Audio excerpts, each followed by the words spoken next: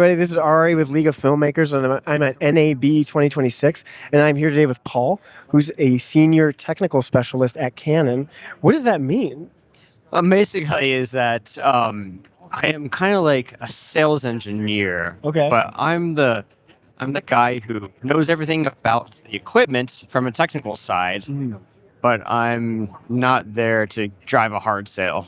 Right. I see. Okay, sweet. So, when they actually salespeople like me because they can bring me in and I can be the good cop, I can, basically. You're just there to share out. information. Exactly. Not like pressure There, yeah, to help out. I'm friends with clients and everything like that. Okay. So the walking user manual. Right on. Basically. Okay. Yeah. A job for a camera nerd. Exactly. Yes, that's how I got into it. Hell yeah. What are you most excited about right now? Like with NAB 2026 and all the new stuff you guys are putting out?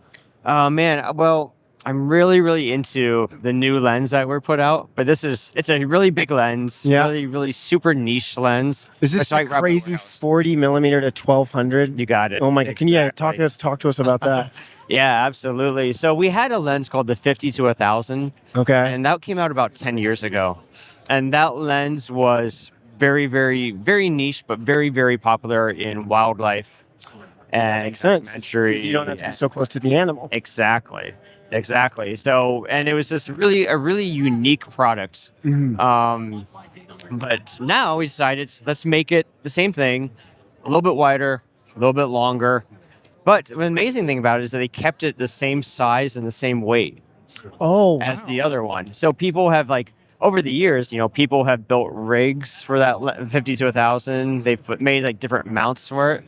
Now they can take the new one and just put it right in, and they don't need to really modify anything because they maintain the same weight. The dimensions are all the same. Oh my God, that's so smart. So it's cool. And you guys are considering the consumer when you do that. Yeah, definitely. I mean, you're talking about an $80,000 lens, right? So, but it's absolutely kind of trying to check everything off. Yeah, need, so that's awesome. Yeah.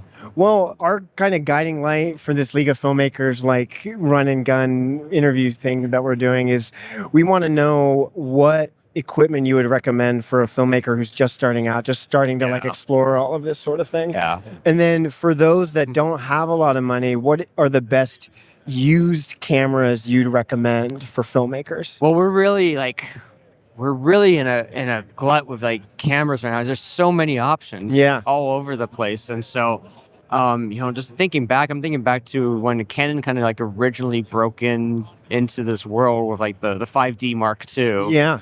Which at this point is, that's almost 17 years ago, It's crazy. Which started the whole cinema line for Canon from that. I didn't realize that. Yeah, so because of that 5D Mark II, because of the reaction to it, and then people were starting to use that in a professional, cinematic manner, that's what birthed Cinema EOS.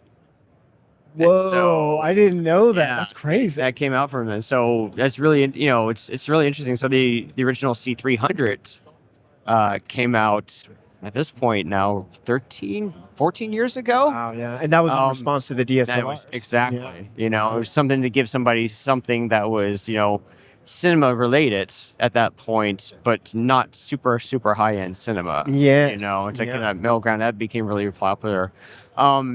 So, I mean, right now on the cinema side, if you're looking at and actually, it's funny, thinking about even new cameras. So we have a camera, the C70. C70. Yeah, C70 is still a current product, right? And it came out in 2020, right? It's actually one of my favorite cameras that we've ever made. But you can get it now for about $3,500. Okay. And it's in our cinema line. And originally it came out at about, almost 6,000. So now the price has dropped considerably on that. So something like that is really, really great. If you're looking there, but also you can find original C300s or even C300 Mark II, which was our first 4K camera. Wow. In the cinema line, you can find that. Yeah, sorry. Oh, no. And for those ones, are you still able to use the latest Canon lenses and stuff? Or are they still... Those are still using our EF mount. I see. Yeah. Yeah. And so the EF mount has we've given away. We now have the RF mount. And that's kind of what we've been going forward for the last 5 years.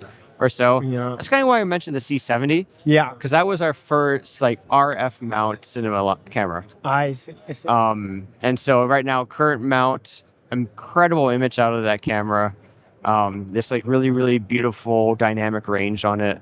And affordable. And so I'm saying like brand new, you can buy it for $3,500, but in the used market, you can find get it for even less. Exactly. Yeah. And you could still keep upgrading it. Exactly. Yeah. Yeah. And then how does these newer Canon cameras, how do they integrate with DaVinci Resolve?